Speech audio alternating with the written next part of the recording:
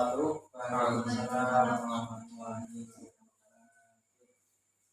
Bagaimana kabarnya teman-teman? Alhamdulillah baik. Ya, Bapak di sini jadwal mengajar di kelas ini. Sebelum Bapak mulai, alangkah baiknya kita berdoa dulu. Berdoa dimulai.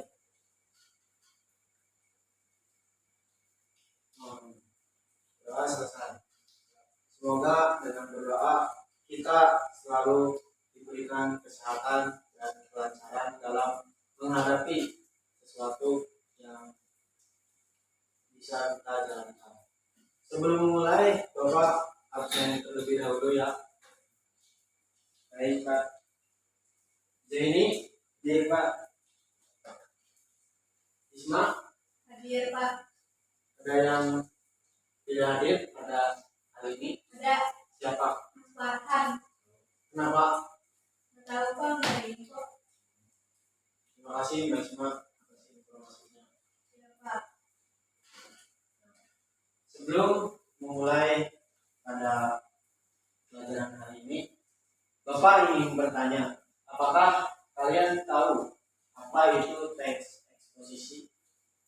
Belum tahu Pak. Selanjutnya, pengertian teks eksposisi.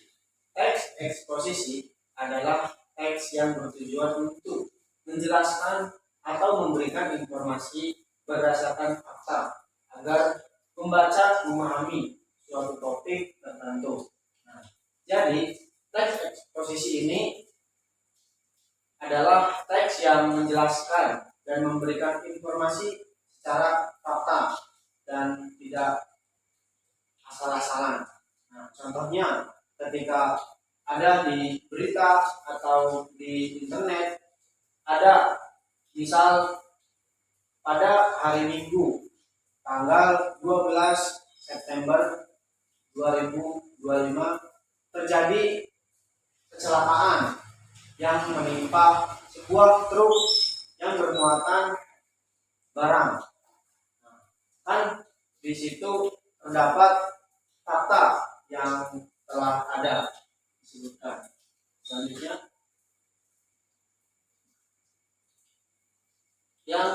ada struktur teks eksposisi. Yang pertama adalah tesis, pernyataan pendapat atau gagasan utama penulis tentang suatu topik. Dan ini yaitu pernyataan pendapat bahwa pendapat seseorang tertulis dalam bab pertama. Yang kedua ada argumentasi. Argumentasi berupa penjelasan berupa alasan, data atau fakta yang mendukung tesis. Argumentasi ini juga dijelaskan bahwa ada alasan atau data yang secara fakta atau mendukung tesis tersebut. Yang selanjutnya ada penegasan ulang atau kesimpulan, penguatan kembali pendapat penulis. Setelah melalui tahap tesis, argumentasi, selanjutnya ada tahap penegasan ulang, yaitu membuat kesimpulan yang telah diambil dari tesis dan argumentasi. Untuk selanjutnya ada ciri-ciri teks eksposisi. Dalam ciri-ciri teks eksposisi ada 4 yang ada di sini. Yang pertama ada bersifat informatif dan subjektif. Bersifat informatif dan subjektif artinya apa? Bersifat informatif yaitu informasi yang sesuai dengan fakta yang telah ada. Misal seperti Bapak yang telah sampaikan tadi bahwa ada berita tentang truk. Kan itu sesuatu berita yang fakta dan benar-benar terjadi. Berbeda halnya dengan subjektif. Bersifat subjektif yaitu tentang perasaan seseorang secara belum tentu kebenarannya, baru berupa perasaan. Misal perasaan saya selalu mendapatkan hasil yang bagus dalam tes ini, kok sekarang saya gagal. Nah, kan itu terdapat perasaan-perasaan yang ada pada diri seseorang. Yang kedua ada menggunakan bahasa formal dan logis. Nah, bahasa formal dan logis ini tentunya bisa kita pahami dan kita bisa mengerti tentang bahasa tersebut. Nah, yang ketiga ada berisi fakta dan data yang mendukung. Berisi fakta yaitu adanya sesuatu hal yang telah terjadi dan datanya pun juga ada. Yang terakhir yaitu menjelaskan suatu topik yang sistematis. Artinya adalah menjelaskan suatu topik yang sistematis yaitu tidak bertele-tele, tidak panjang lebar dan langsung kepada intinya dan dapat memahami topik tersebut. Selanjutnya yaitu ada contoh teks eksposisi. Manfaat membaca untuk generasi milenial. Nah, yang pertama yaitu tadi ada tesis. Membaca adalah kegiatan yang memberikan banyak manfaat, terutama bagi generasi milenial. Di era digital saat ini, kebiasaan membaca dapat meningkatkan kualitas individu, baik secara intelektual maupun emosional. Nah, dalam tesis ini terdapat pendahuluan terlebih dahulu, apa itu pengertian membaca dan tahap-tahapnya, ada manfaatnya dan meningkatkan kualitas individu, intelektual maupun secara emosional. Nah, yang kedua ada argumentasi. Dalam argumentasi di sini terdapat pertama, membaca meningkatkan kemampuan berpikir kritis. Ketika seseorang membaca buku atau artikel, mereka dilatih untuk memahami konteks, mengevaluasi informasi, dan menyimpulkan isi bacaan secara logis. Nah, dalam argumentasi ini terdapat argumen yang telah ada, dan sebelumnya ada tesis dulu membaca, setelah itu ada argumen. Dan banyaknya variasi teks yang dibaca memungkinkan pembaca mengenal kata-kata baru dan cara-cara menyusun kalimat yang efektif. Nah, pertama pengertian membaca, selanjutnya ada pada tahap meningkatkan kemampuan berpikir. Nah, jadi ada tingkat yang selanjutnya. Selanjutnya ada penegasan ulang. Nah, dalam penegasan ulang terdapat dengan begitu membaca adalah kebiasaan positif yang harus ditanamkan sejak dini. Generasi milenial sebagai generasi penerus bangsa perlu membiasakan diri untuk membaca agar mampu menghadapi tantangan di era globalisasi. Nah, jadi dalam penegasan ulang membaca disampaikan lagi. Dalam sini membaca adalah kebiasaan positif yang harus ditanamkan sejak dini. Selanjutnya,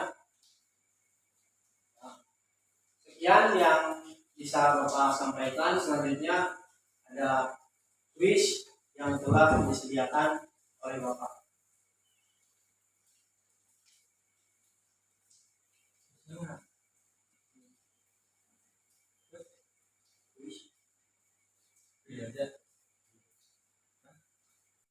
Baik anak-anak, tadi materi sudah Bapak sampaikan dan selanjutnya yaitu Bapak ingin mengetes kemampuan kalian secara tanggapan yang sudah Bapak sampaikan tadi materinya.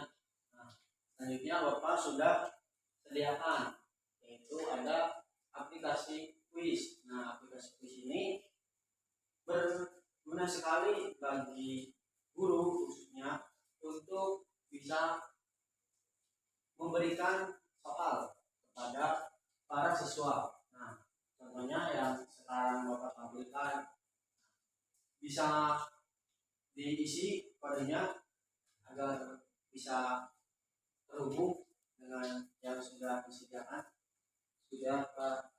Nah, kita mulai ya. Baik.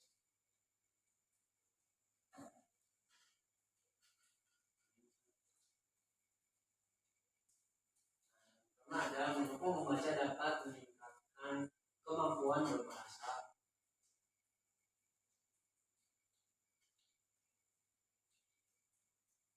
Silakan diisi.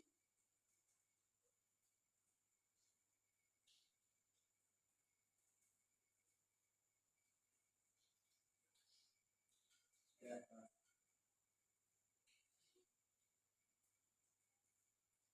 Nah, jawabannya salah. Benar adalah C. Nah, yang kedua ada pernyataan yang menunjukkan manfaat membaca terhadap kemampuan berpikir adalah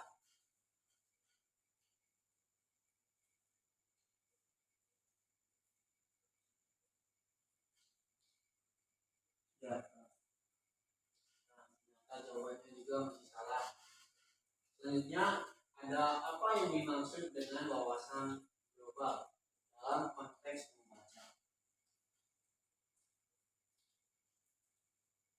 Ya. Itu kemampuan memahami isu-isu nasional. Apa tujuan penulis menulis teks tersebut?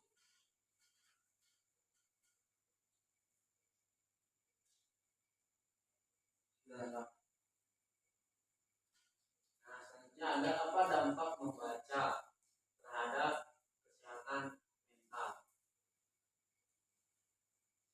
Nah,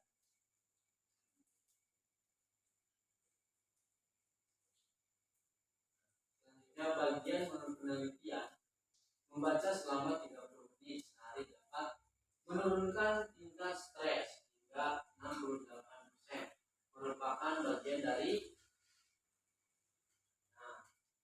baik sekali anak-anak.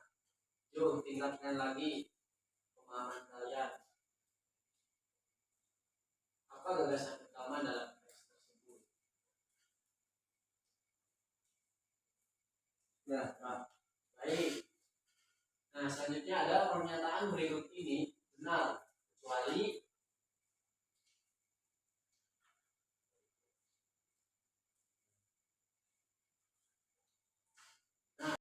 ya. Setelah selesai apa yang Bapak sudah sampaikan terkait dengan kuis, yaitu bisa dengan kuis ini kita bisa memahami tingkat pemahaman kita terhadap materi yang telah disampaikan. Nah, semoga dengan adanya ini bisa berjalan dengan baik. Sekian dari Bapak. Wassalamualaikum warahmatullahi wabarakatuh. Waalaikumsalam warahmatullahi wabarakatuh.